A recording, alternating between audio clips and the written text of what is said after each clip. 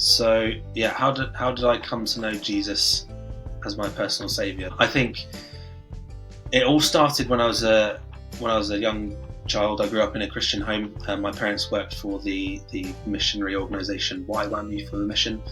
So I was in a very kind of supportive and encouraging environment where I was always taught about who Jesus was and is and what he has done for me. I knew all that stuff.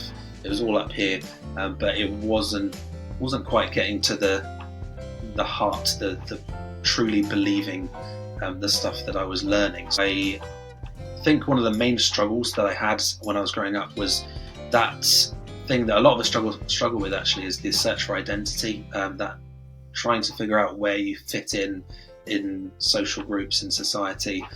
So I was, as a teenager, always trying to figure out if I was going to be the smart one, the funny one, the clever one in the group. Everyone needs to have some kind of role, and for me, I was struggling to see how I fit in, and that was one of the big struggles of my formative years.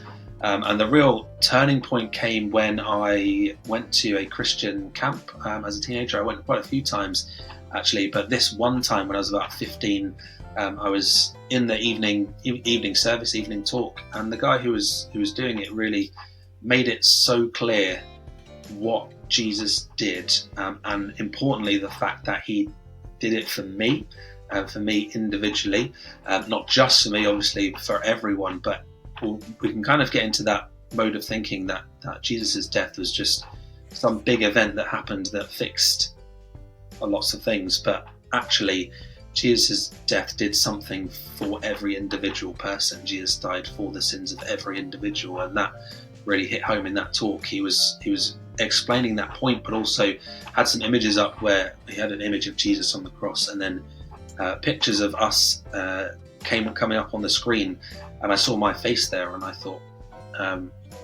wow, this isn't just a God who did something 2,000 years ago. This is a God who came to earth and died for me, and that's when it really started to sink in.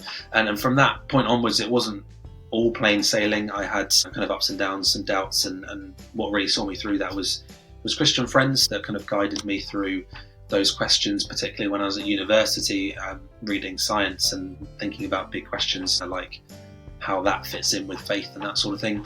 And also when I was a teenager, I had some really great Christian youth workers who were able to answer those questions for me as well. So they kind of saw me through that transformative period. And then coming out the other side, I really started to see how my identity and how I fit into those social groups didn't really matter. I had something that was more fulfilling, more important, and that was the idea that we are primarily children of God.